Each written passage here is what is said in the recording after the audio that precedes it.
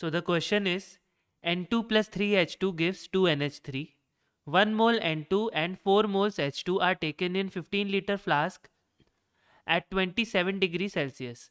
After complete conversion of N2 into NH3, 5 liter of H2O is added. Pressure set up in the flask is, assume water dissolves NH3. So the reaction is N2 plus 3H2 gives 2NH3. Now, initial mole, what were the initial mole of N2? 1, of H2 4, and how many of ammonia was present initially? 0. After reacted mole 1, 3 will react with 1, and now we will see the left moles, the number of moles left. Here 0, this will be 1, and 2 of the new ammonia moles will be made. So H2 left equals to 1 mole, NH3 formed equals to 2 mole. But NH3 gas dissolves in water forming NH4 OH. NH3 dissolves in water because we have added 5 liter of water. So this will form NH4 OH. So the residual gas only H2 will be exerting the pressure. The pressure will be only because of H2. So the volume will become 15 initially minus 5 because we added the water, 10 liter. Now PV equals to nRT, ideal gas equation. So P is we have to find out pressure. P equals to nRT by V, which is 1 into 0.0821 into 300 divided by volume 10. This will be in atmosphere. So this will give the answer. We don't have to solve it. This is the answer. D.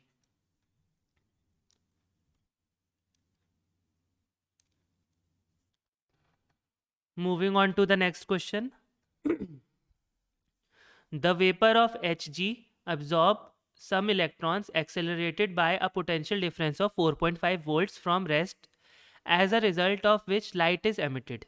If the full energy of a single incident electron is supposed to be converted into light emitted by electron in a single Hg atom, find the wave number 1 by lambda of the light.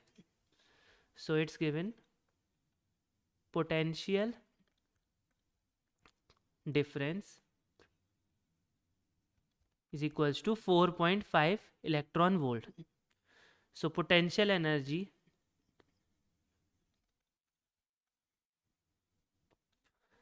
is equals to 4.5 eV. So the potential energy, this is energy absorbed, and this energy is emitted by the electron of Hg atom. So energy is equals to Hc by lambda, which is equals to 4.5 eV, which is equals to 4.5 into 1.6 into 10 raised to power minus 19 joule. We converted electron volt into joule. So what will be 1 by lambda? 1 by lambda will be equals to 4.5 into 1.6 into 10 raised to power minus 19 divided by Hc, 6.6 into 10 raised to power minus 34 into 3.0 into 10 raised to power 8 meter inverse. So 1 by lambda will be equal to 3.63 into 10 raised to power 6 meter inverse. So answer is A.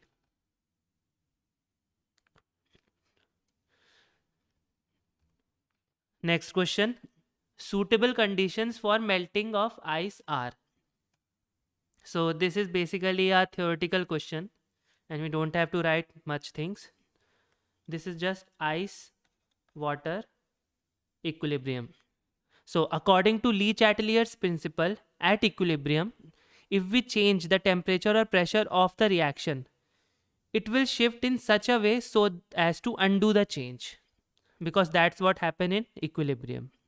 Melting of ice is endothermic process, so supply of heat shifts equilibrium in forward direction, because ice melting is a sorry endothermic process. So the supply of heat, where will be the shift of the reaction? It will be in the forward direction. Volume of ice is more than the volume of water, so increase in pressure shifts the equilibrium to the right. So high temperature and high pressure are favorable condition for melting of ice, as they both takes the reaction forward. So the answer will be A. So this was a theoretical question, but I have explained everything in this. Again, the next question. It's also the theoretical question, and we'll just discuss the answer for this one. Corrosion of iron can be minimized by forming a contact with another metal with higher reduction potential. No, this is not true. Iron corrodes in oxygen free water. Why would iron corrode in oxygen free water? Oxygen is the main reason for corrosion. Corrosion of iron can be minimized by forming an impermeable barrier at its surface. So it won't be in contact with oxygen. So this is the correct answer. Iron corrodes more rapidly in salt water because its electrochemical potential is higher. No, that's false. Answer is C. Next question.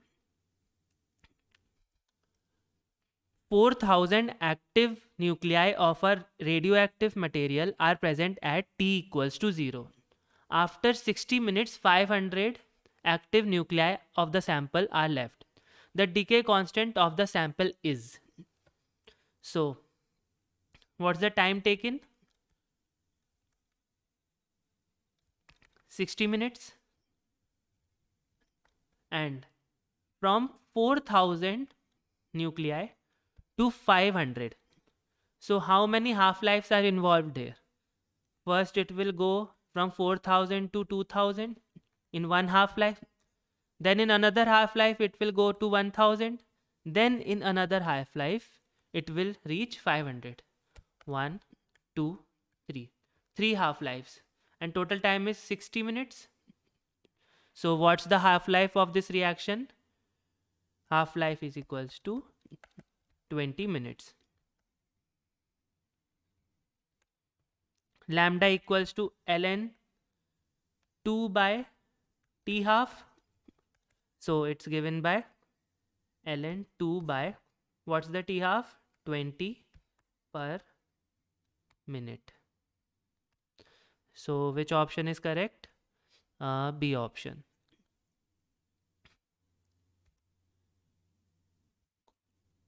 Next question.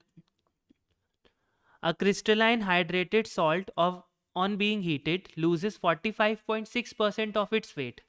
Percentage composition of anhydrous salt is aluminium 10.5, potassium 15.1, sulfur 24.8, oxygen 49.6%. Find molecular formula of salt hydrated. M equals to 948 gram per mole of hydrated salt. So how we will solve this one?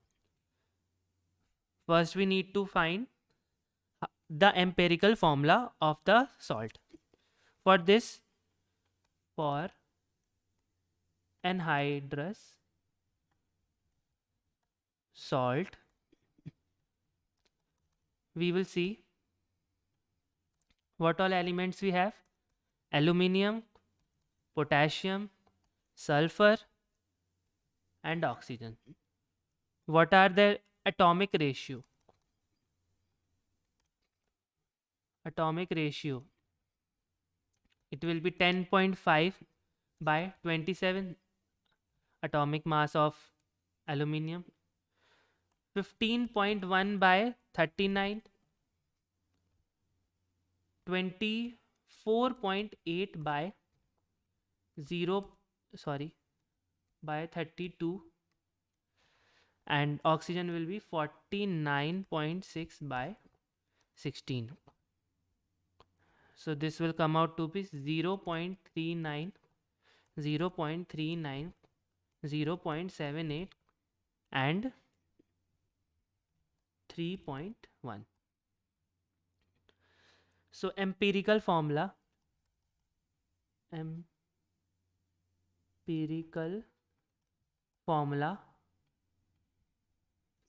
will be KAlS2O8. Now, empirical formula mass of anhydrous salt is equals to 258 gram per mole. Now, it's given that 45.6% of its weight reduces after it's heated. So that means that much is the water. So 258. So we will find out mass of moisture is equals to 258 into 45.6 by 54.4. That is equals to 216 gram. And converting it into mole of water is, this will give 216 by 18. That is almost equals to 12 mole. So now empirical formula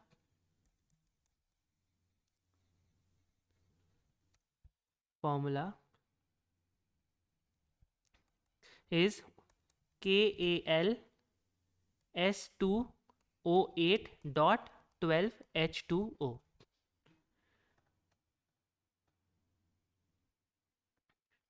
Now empirical formula mass is equals to 258 plus 216 water mass is equals to 476 gram per empirical formula mass.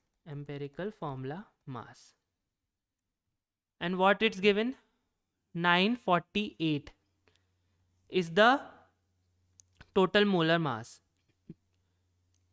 So N equals to mole mass by empirical formula mass, which is equals to 2. So molecular formula will be 2 times of empirical formula, and this will give us K2SO4 Al2SO4 3 dot 24H2O. So which one is the correct answer? Seeing through the option, this is first option. A is the correct answer.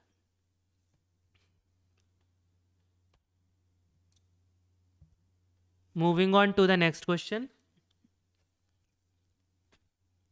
Acetylene can be obtained by the reaction. So these are the 4 reaction given. So we will look into this one by one. This reaction will give us HCOOK plus H2O will give us H2 plus CO2 plus KOH. So we didn't get acetylene. So this is wrong. Second, CHI3 plus Ag. So 2, 6 gives us CH CH plus 6 AgI. So iodoform and silver undergo dehalogenation reaction to produce acetylene in this reaction. So answer is B. But let's see the other two equation also. CH3 CH2 OH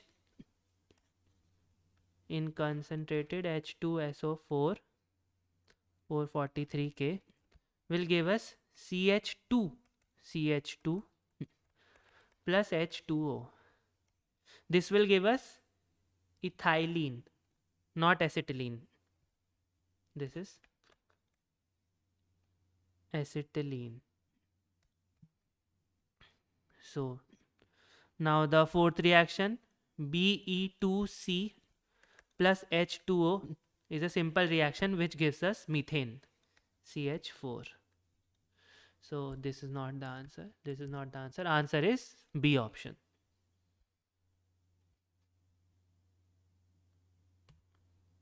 Next question. Which one of the following ores is best concentrated by froth flotation method? Froth flotation method is used for concentration of sulfide ores. Froth flotation method is used for concentration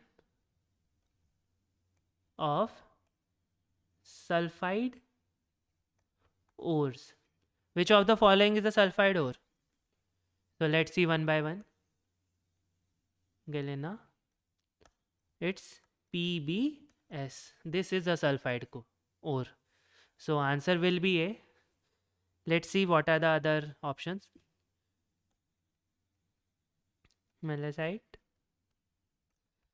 is Cu2CO3 whole twice OH whole twice. This isn't a sulfide. Or magnetite is Fe3O4. This is into siderite. This is FeCO3. None of them is a sulfide ore, and answer is A.